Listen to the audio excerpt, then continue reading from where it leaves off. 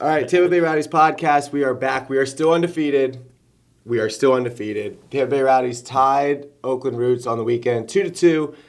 Pretty even game, back and forth. I thought Oakland had a good job they did a good job with the ball. The Rowdies could have scored a couple more chances, but Oakland had some chances too. So I think that 2-2 is a pretty fair score. But you take away 4 wins, 1 draw in the first 5 games. That's 13 points. You take that to the bank every single day of the week. So we are here again. Big game on the weekend. Seth, welcome. We're in a different setting as well. Sorry, I didn't mention that. We're in a different setting. Very special office of somebody, very, very important. At the end of the draw, I stood up and cheered. Everybody was standing up and cheering. I just, I don't know, almost like a win. I was excited, and then I was like, I don't know how excited I'm supposed to be. I mean, Not very. Not very? Not very. Okay. Not very. I didn't want to. I thought it was such a good night. Like, my daughter had such a good time that I wanted to try to keep the vibe strong. So I was like, it's not a loss, not a loss, not a loss. So there's different ties, right? We talked about different 0-goal games last week. There's different ties. If we were to tie that game in dramatic fashion, like score in the 90th minute and then it's 2-2 and you steal a point. But when I saw Conway check in, I was like, oh boy. Yeah, here we go. go, Golasso. The pub sub, by the way. That's very good. I like the pub sub. That's a great branding. When I saw him come in, I was like, he's definitely scoring one. Time to go. But yeah, so that was a tie that was more of like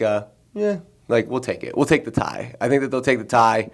You take the point, put it away, and then you get ready for the big weekend because this weekend there's a big game. They play Charleston on the road, nationally broadcast game, so the game's on 3 o'clock in the afternoon. So it's a big one. So what's going on with Charleston? Tell me why this is a massive game.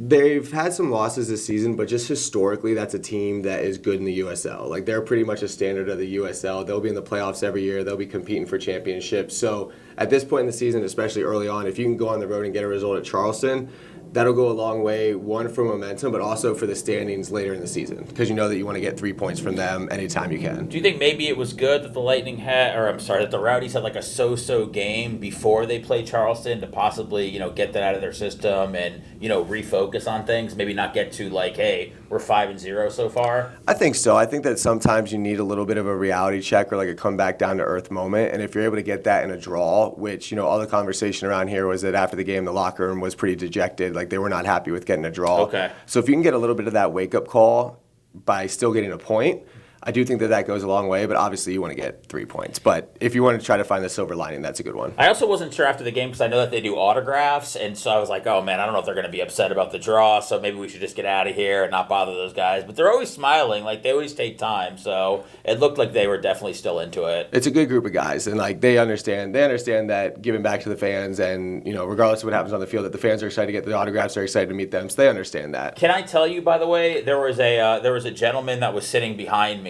And I don't know his name at all, but as soon as I got to the game, he said, "You're the podcast guy." So I was like, okay, so that was cool. But the whole night, pretty much, he was yelling "Big Russ," and I know that he definitely got that from the. And so Big Russ ended up Big Russ missed one early, and I was like, oh my God, so close. Then he ended up getting one in there, and the guy was going Big Russ crazy. So now that I saw that guy do it, I really, really feel like it's going to stick. It's building momentum. Yes, absolutely. Big Russ is actually, he got a milestone, 100 goal contributions in USL with that goal that he scored. So assists, goals, 100 total for his USL career, which, I mean, that's a pretty big accomplishment. We missed that on the broadcast, which I feel bad about, but oh yeah, really? That's a pretty big accomplishment. So shout out Big Russ. You going to work that in this week? Or no, you're not doing it this week. You only do the home games. Yeah, hopefully, I mean, I know the guys that do the games for CBS, so hopefully they can figure out a way. And hopefully he scores, and then it'll be 101. So there you go. Okay, so we got the game with Charleston at 3 o'clock on Saturday.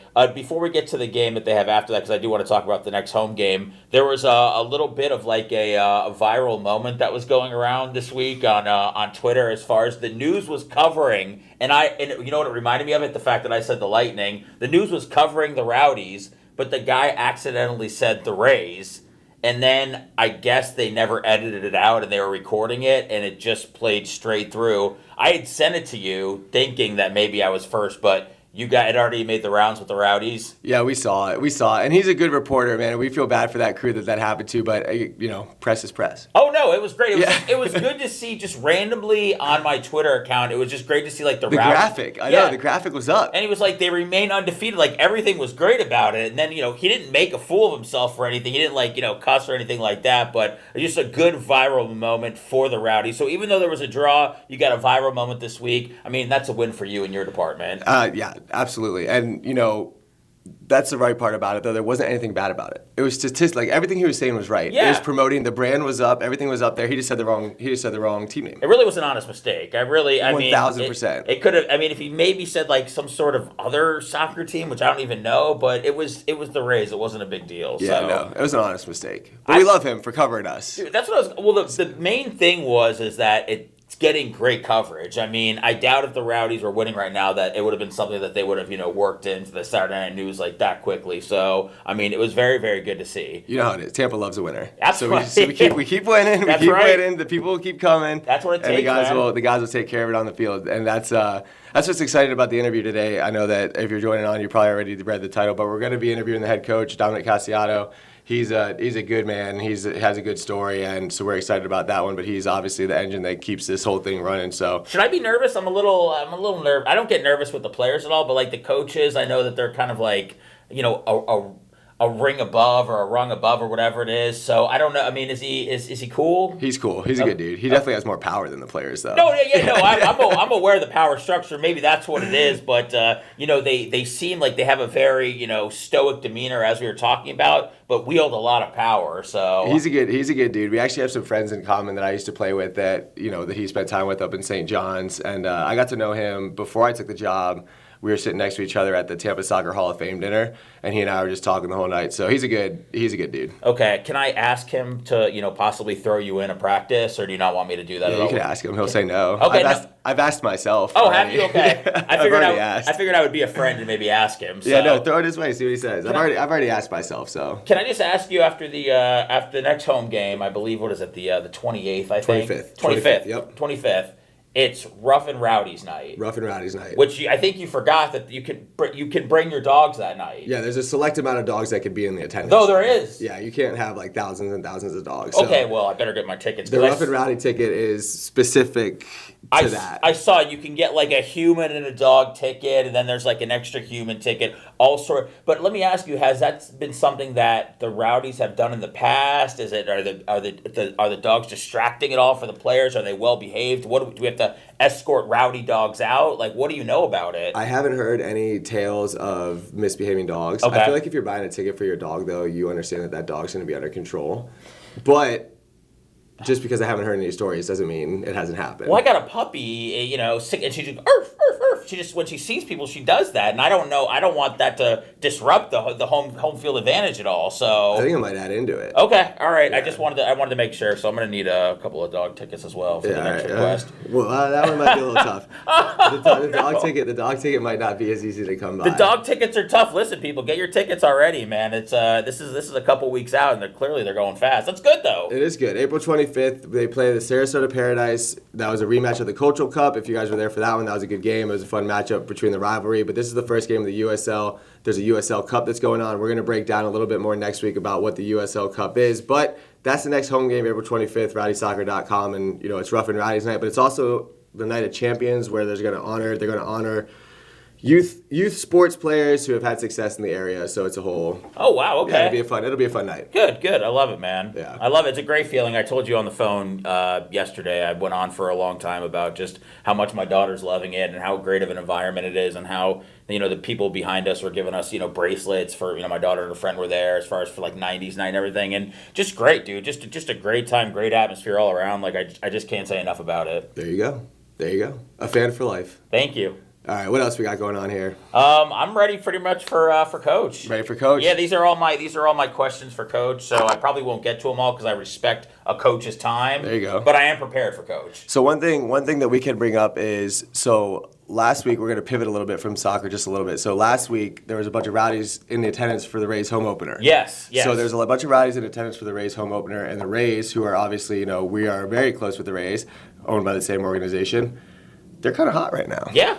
They're kind of hot right now. They're hot. They, as we're sitting here right now, playing the White Sox. So are they? How's it going? They are. We're playing them tonight. So Is that the Trop? That's no, in Chicago. Okay. In Chicago. If it was in the Trop, I would probably be there. Okay. Tuesday night, a little tough, but I'd probably try to make it. So yes, Rays are doing well right now, man. Rays fans, it's up and down, man. It's like one day this is the best team in the world. One day they want everybody fired and sent down to the minors. It's crazy. The cool thing about it though right now, I think, is that the return to the Trop there for opening day, people were like People are fired up, man. Dude, it looks good, man. On TV, it looks really bright. I don't know if it's from like the roof being new or whatever, but it looked awesome inside. Just it always kind of had like I don't know what it was, but it feels like it has a vibe now. Like it feels like it has energy. And so I haven't been inside yet, but like I said on TV, it looks completely like rejuvenated. What's the song? Don't it always seem to go that you don't know what you got till it's gone. But it's not 90s night anymore in Al Lang, but that is a 90s song reference. But yeah, so that was cool to see their opening day. There was some Rowdies players were put up on the big screen, which was cool. I don't know if that was planned or if it just kind of happened, but cool to see the Rowdies players there. We've talked to them a little bit about doing some content together, so hopefully that's something that we have coming down the pipeline. And then, so the one more thing I wanted to touch on before we sit down with Coach Dominic about just about the soccer world. Today, the GM of U.S. Soccer, as we're recording this, left U.S. Soccer. Mind you, the World Cup is in June. Yes. Left U.S. Soccer, and if you could think of like, I'll just say he took the same job with Saudi Arabia. Oh wow, wow. Okay. 2 months before the World Cup. Yeah, that's interesting. And as a soccer fan and as a U.S. soccer fan, I just kind of rant on that a little bit. Is that all right? Can I rant? Yeah, oh, God, yeah. He must know something about the team, by the way, if he's bailing this early. One, that's my number one concern. Yeah. It's like, why wouldn't he want to stick it out and see this thing through? Obviously, the money is probably astronomical amount of money. But, like, if you are the person and the architect of putting this team together for this World Cup, which, mind you, is supposed to be the biggest World Cup for U.S. soccer ever, that's what everybody's talking about, how do you pick up and leave 2 months before the biggest thing? Is this guy, is he good at his job? Or is it nobody knows? We're about to find out. Okay. We're about to find out. He was in charge. He hired Hayes, who was the women's coach. That was a good hire. But then, I mean, jury's still out for the U.S. soccer. Like, he brought back Berhalter. He obviously brought in the head coach now. But, like, how could you pick up and leave 2 months before the World Cup? It's driving me nuts. It's been driving me nuts all day, and it's actually been making me irrationally angry. So I'm kind of using this podcast to vent. So you think it's one? You think it could signal that there's things that are not great with the team. Two, probably definitely got a ton of money. I just know from what Saudi Arabia does in the sports world, a lot of it is pretty much like double or triple what any normal person would make. Money doesn't seem to be like an object. It's not a big deal. It's not an object. So Right. I mean, it could be as simple as that. But to not say, hey, listen, I'm just going to go ahead and put my 2 months notice in and just creep on over to Saudi Arabia after this is over. I don't know. Maybe it was sometimes they want you to start there right away. Yeah. You know how different jobs are, but yeah, I would probably say the one of the biggest signals is that it might not mean great things for Team USA, or at least what the GM thought of them. Which is a shame because he's the person in charge of putting it all together. Yeah.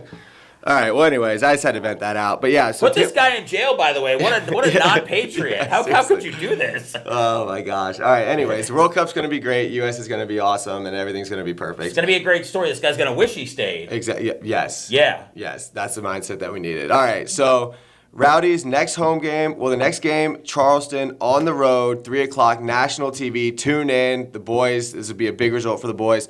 The next home game, though, of course, like always, you can get your tickets at rowdiesoccer.com. It's Rough and Rowdies. Dog tickets are limited. So if you do want to bring the pup, hopefully the pup is behaved, but make sure that you're looking for those tickets. If you don't want to bring the dog, of course, it's the Night of Champions, and it is against the Sarasota Paradise, who are building up to be an in-state rival. They're trying to make headway in this area, and it's our job to stop them. So get your tickets, rowdiesoccer.com. Looking forward to the sit-down. Stick around for the sit-down with Coach Dominique Casciato. It'll be a fun conversation, and we'll get to know him a little bit more. All right, as promised, we are back with our interview this week. We are joined by Head Coach Dominique Casciato. Very excited to have him in here. We're going to catch up with him a little bit on the season, coaching background, so you can get to know your head coach a little bit better. Coach, thanks for joining us, man. Thanks for having me, Jeff. Appreciate it. No problem. So obviously, we're coming off the draw, but the first 5 games, I think that you take 13 points in your first 5 games, You would probably sign off on that. So just kind of how you're feeling after the first chunk of games, especially when you're talking about the players that have been developed and putting the team together, and kind of just a little bit about that. Yeah, look, I think the biggest challenge when you're putting as many kind of new players together as we have is always getting them to mesh. And I think the early part of the season can always be choppy, right, when you're trying to get a group together for the first time. But I think the guys have done great, obviously winning the first 4. I know we tied at the weekend. It was a strong Oakland team that we played who caused us some problems. And I think it's really good that we played them when we did, because that's going to lead us to evolve and find more solutions. So, no, we're obviously pleased with the start. We've got a great game to look forward to this week with Charleston away. And, yeah, just looking forward to get going. You talk about, putting the team together and get your hands on this group, right? Was that a project that you come in at the end of last year? Obviously, you did a good job trying to get that team to the playoffs, but then you talk about putting this group together. Was it a fun process for you to go through the singling out players, finding players, going through the league and identifying the guys that really want to fit your system? Yeah, it was amazing. Kudos to Nico for, spearheading a lot of that as well. And then the rest of the staff helping in the scouting process, right? If we were making decisions on, one player out of a group of 5 or 6, everybody had a say. It was a very collaborative process. But it's also really stressful trying to sign like 20 guys. So, hopefully I don't have to do that again. Hopefully this year, we're looking for 5 or 6 max, and that'll be it. But no, it's a great part of the job. I think getting to not just evaluate players, what they do on the pitch, but also getting to know them as people and how they're going to fit in a locker room is a really important piece to me. So I really enjoyed that part of it, interviewing different guys and, seeing who we think's going to fit, who's going to come in and be a leader, who's going to come in and really drive the group forward was really fascinating for me, and I loved that experience. What's that process like? So I've bounced around teams, I've been on different teams before, but I've never sat down with an interview with a coach to see hey, is this the guy that I'm going to sign? It's always just kind of been I get signed and then I talk to the coach afterwards. Yeah. What was that process for you in terms of trying to get to know them as people and evaluating that? Yeah, it's probably the way you and I got to know each other, Jeff, right? You talk, you find out what makes them tick, you find out why they want to be in Tampa. Some people want to be in Tampa because we have the beach and great weather and all these things that we need to get away from, in terms of we don't want guys that are coming here for that, right? We want guys that are coming here to be hungry to win something for the club. And I think we've got that now, right? And I think without being direct and asking those questions, you don't know whether you're getting the right person or not. And when you're sitting there on Zoom and you're able to see someone face to face, if they're coming here for the beach, I can probably pick up on it, right? All these guys said they love the beach, by the way, that we've talked to so far, but I'm glad they're... maybe they fooled me, yeah. Marco Micheletto, we know,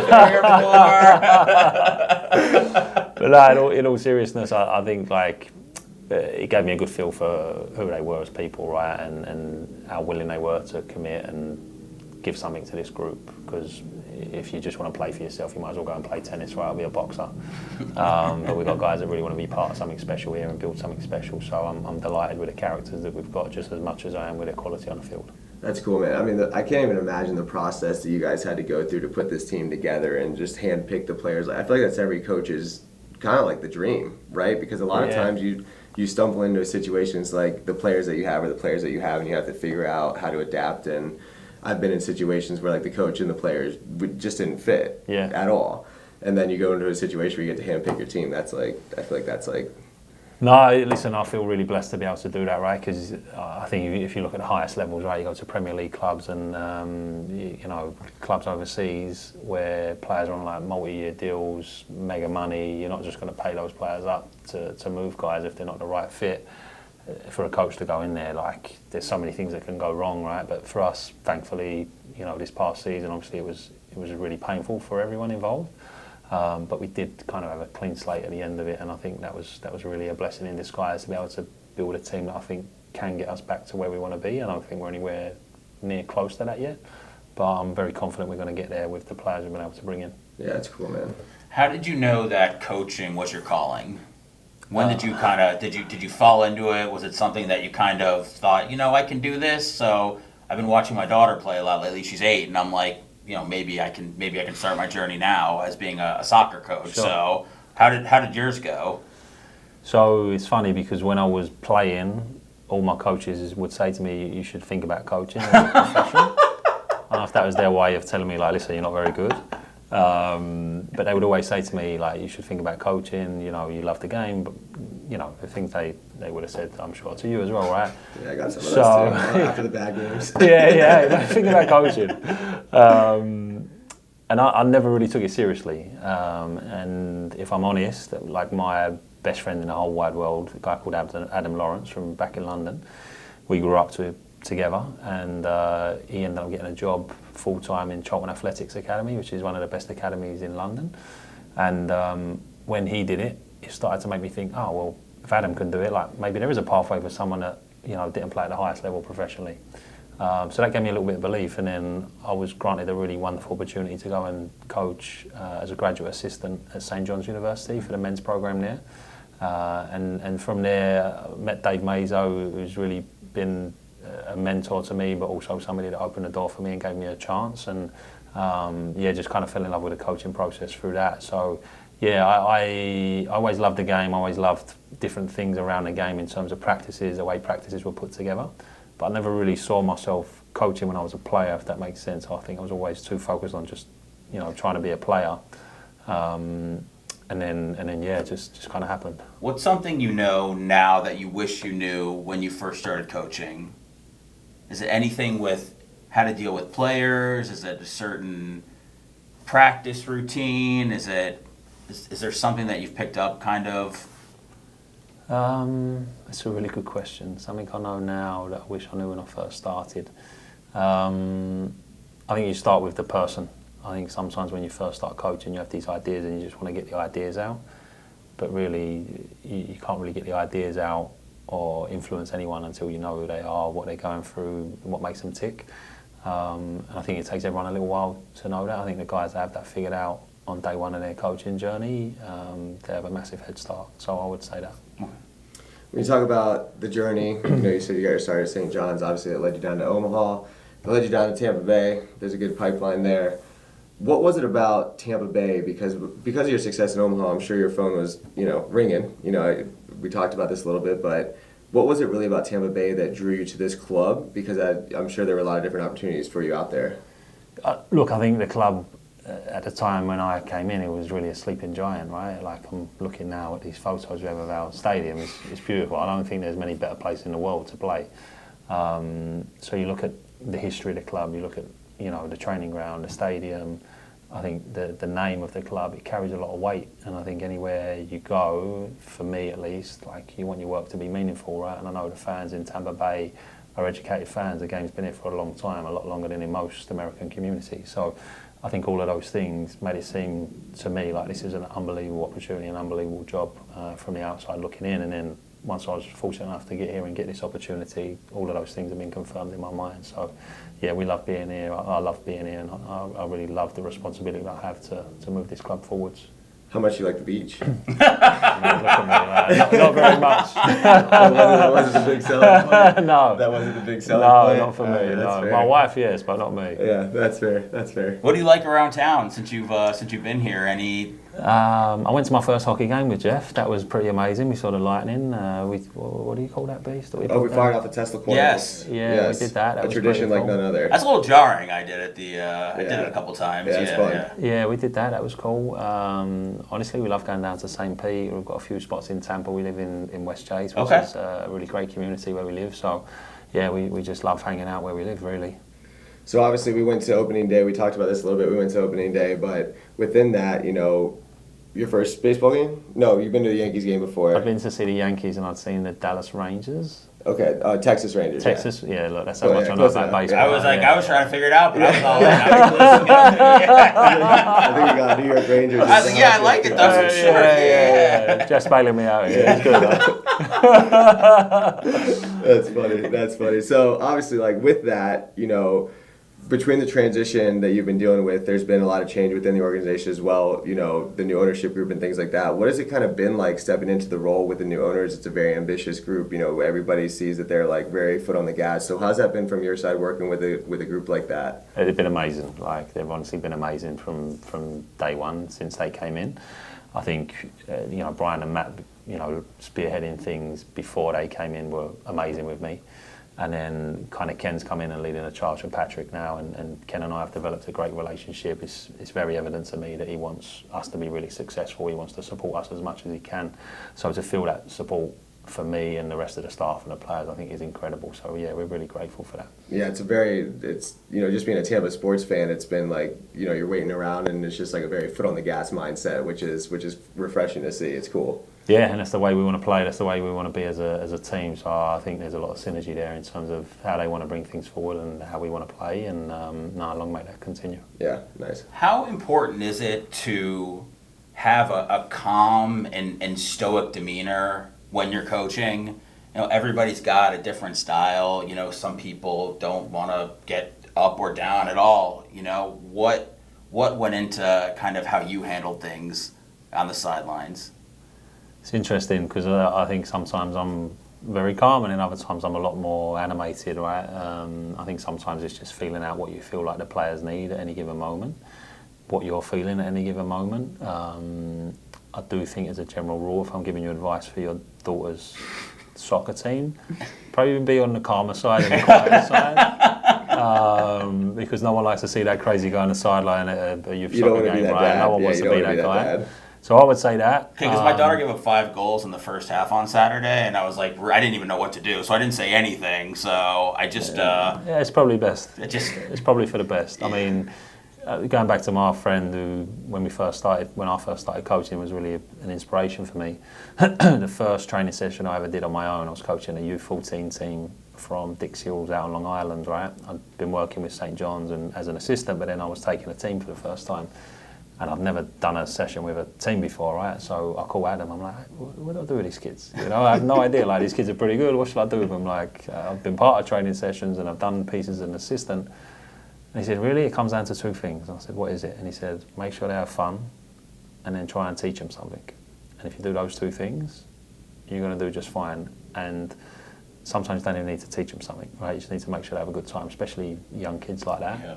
And if I'm honest, I still carry that with me today. We try and make things as fun as possible and try and teach them about, how they become a better individual, the team they're going to play against at the weekend, the individual player they're going to play against at the weekend.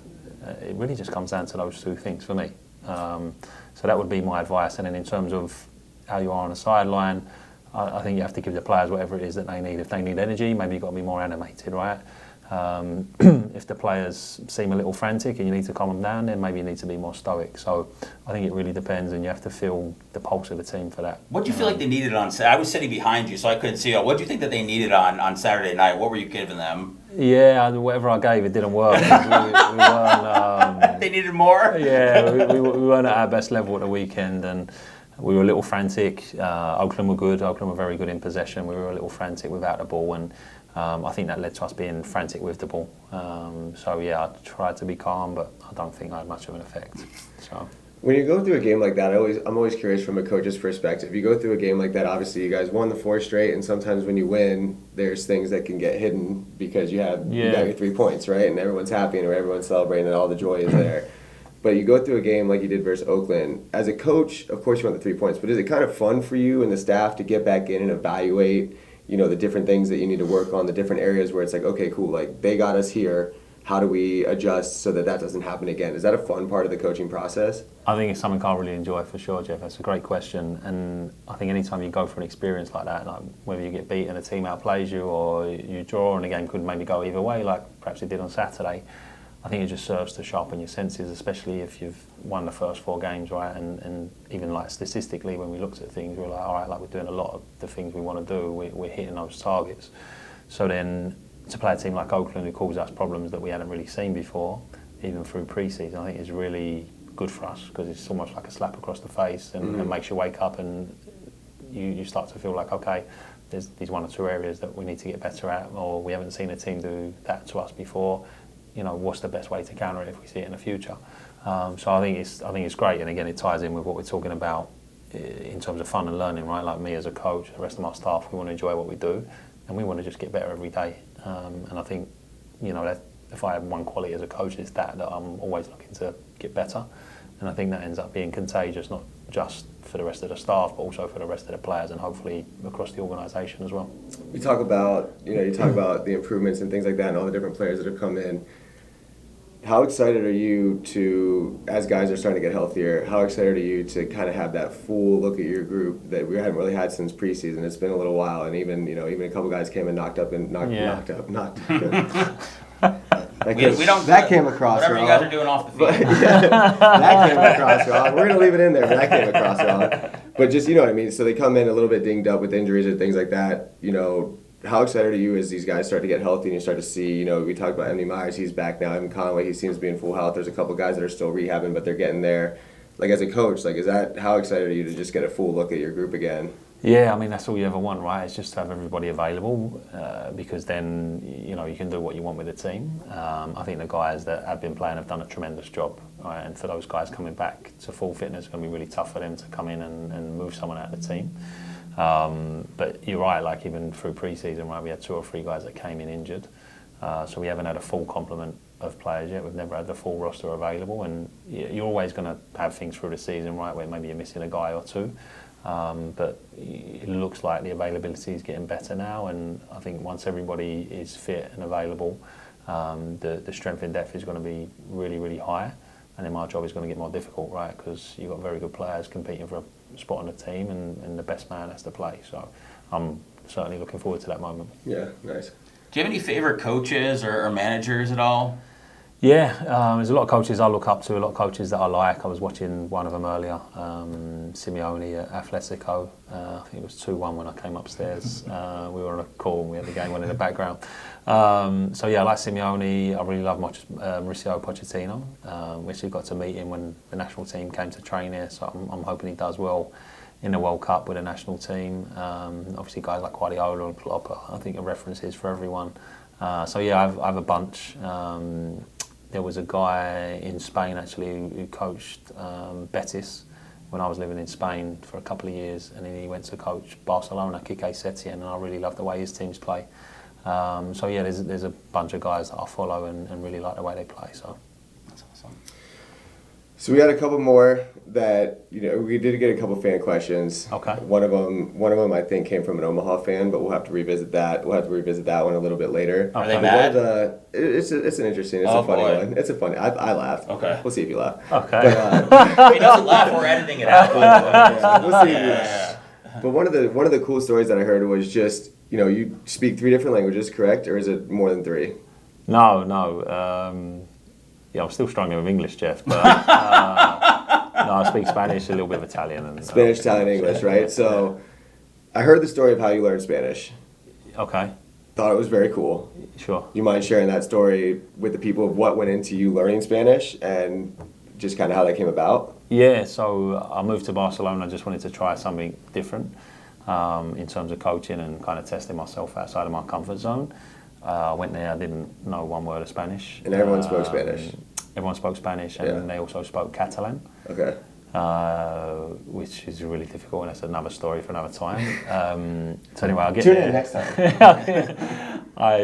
We get there, kind of get an apartment. I've given up a job, like visas to be in the US, and kind of just rolled the dice really.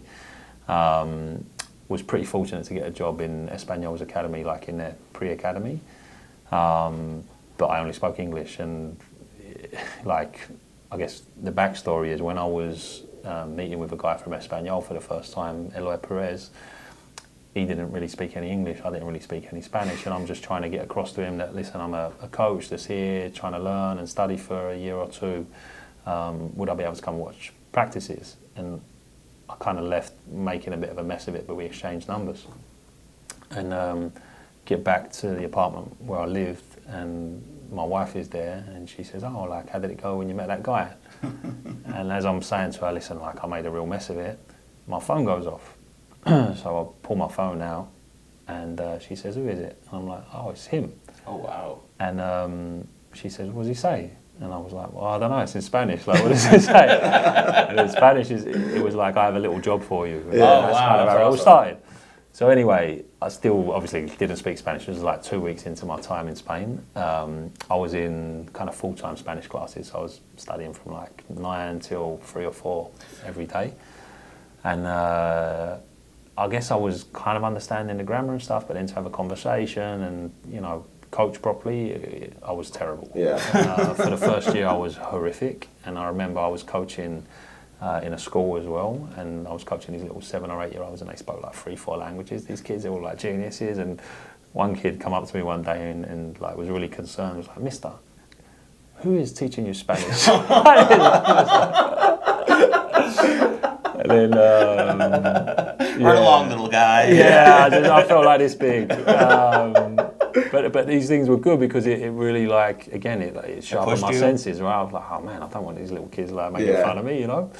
And then I would always confuse the Spanish word for bib or pinny, right, which is peto, with the Spanish word for fart, which is peo. So the kids would be rolling on the ground and be like, all right, what did I say now, you know? Yeah. So listen, I made a lot of mistakes. I kind of really struggled with it. I was really determined. And after a year, me and my wife came over to the States for the summer. I'm like, I'm just going to leave it alone. Like, I'm not getting anywhere with it. And I probably had 2 months here, just away from it, like not touching the language. Went back, and something just clicked. You just picked it up. And just all of a sudden, I was able to kind of coach training sessions in not perfect Spanish, but like I could deliver in Spanish. It was kind of wild how it happened, and it kind of taught me a little bit how people learn, right? Because I was somebody that was always very committed to whatever I was doing, right? And I was really committed to learning Spanish and very obsessive about it. But I needed space to take all the information in, right? And now when I'm thinking about how I work with players and how I coach players, like, all right, you can overload them with information, but how much are they really going to take in, right? Maybe you're better off giving them little chunks here and there that they can take, they can digest, they can get better from, and then you give them a little bit more rather than just throwing everything at them and hoping one thing sticks. What if you said something in practice today, and then 3 years from now, you know, it finally comes through, you know, it finally hits the guy. 3 years might be a bit late for me, but no, like I think just in terms of like how people learn, I learned a lot from that experience. So yeah, it was cool. It also just speaks to, I mean, I went to Sweden, and for me, I was like, and everybody spoke English, and even for me at that time when I was playing, I was like, I don't know that I could do this. Like moving the country and like diving into that, so it just speaks on just kind of like the determination that you had to just go into that environment and fully immerse yourself. Like that alone is crazy to me. I felt crazy at the time, Jeff, when I first got there. I was like, what are you doing? Like, this is wild. It's definitely a little scary, but looking back on it, it's probably the best decision I ever made, and probably 2 of the best years of my life. So I'm really pleased that I did it, and I think I got a lot out of it. And I also think, just coming back to the language thing, because my vocabulary was a lot more limited in Spanish, I think I was a lot more concise, so I wouldn't beat around the bush and waste time talking. It was like, all right, we're doing A, B, C, boom, let's go. Yeah. Whereas like in English, maybe you want to elaborate a little bit more, you want to show off all these big fancy words you have, and then it just taught me to be like boom, boom, boom, just to be the direct. point. And I think the players appreciate it because they know exactly what you're looking for, rather than maybe getting lost with all, you know, the words that you use. You're lost in the sauce. That's Yeah. All right, I know coaches don't like looking ahead, but you know, the next home game, it's Rough and Rowdies night. Dogs are going to be there. Dogs. I just want to know, have you ever coached with dogs in attendance before? Is it something you have to prepare the guys for, with the barking as a distraction? What is your experience, and what's going to go into the preparation for the dogs that are going to be? Because my dog's a yapper. I'm leaving her at home. I don't want to. Okay, all right. You don't want to distract anyone. I don't want to. Yes, I want to know what's good for you. No, listen, I think our fans do a great job of making the environment pretty rough and rowdy anyway, so no, I think we'll be fine. Yeah, you got that one? That's all we need. Print on advertisements, sell the tickets. Oh, that's funny. All right, so a couple questions from the fans. We're going to start submitting questions from the fans a little bit more. Let's see. Ooh, this is a good one with that joke. How has fatherhood influenced how you coach and manage a team? Yeah, massively. I think it's kind of slowed me down a little bit, and again, just have a little bit more empathy. Because now you realise you're coaching everyone's child, right? Oh, yeah? You know what I mean? Like everyone I'm coaching, they've got parents somewhere that want their kid to be, to have success and be treated well, and I really try and do that. And I think now that I'm a father, you think, all right, how would you want someone to coach your son, right? And I think it definitely influences the way you act, and just makes you maybe a little bit more aware of it. I think it's definitely something I always wanted to do in terms of like, make sure you treat people well, number one, regardless whether you're your best player or, you know, the guy at the bottom of the roster. So I like to think I do a good job of that, but I think having your own kid, you maybe start to think a little bit differently about it. Great answer. All right, this is the one that I'm pretty sure came from an Omaha fan, I think. How have you enjoyed using the Omaha as a transfer pipeline?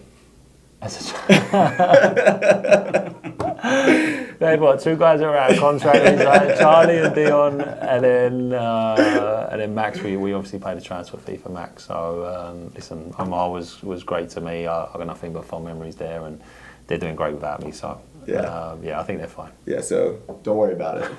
Good questions. Thank Good question, you. yeah, good questions. You got anything else? No. I just wanted my last one was about the dogs. It was very important to me, and so I want to make sure that Rowdies have advantage being at home. So I'm leaving the dog at home. That's what I needed to know. Yeah, listen. Maybe if the other team are on a counter attack or something, we'll set a Rottweiler out there. Could you imagine? I feel like I feel like a dog's gonna get loose at some point. Something's bound to happen. I mean, I don't know if he could jump the little fence there. I don't know. I mean, the dogs they're gonna be on their best behavior.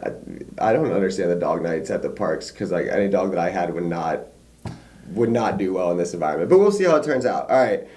So a question we've been asking all the players, I'm sure you've been asked this a lot on different platforms and things like that, but as we continue to get the message out about this team and just what fans can expect from your group when they come out to Al Lang Stadium, what is the characteristic of this team that you expect to see from them game in and game out, and what can the fans expect? Win, loss, or draw, what can the fans expect from this group that you've put together?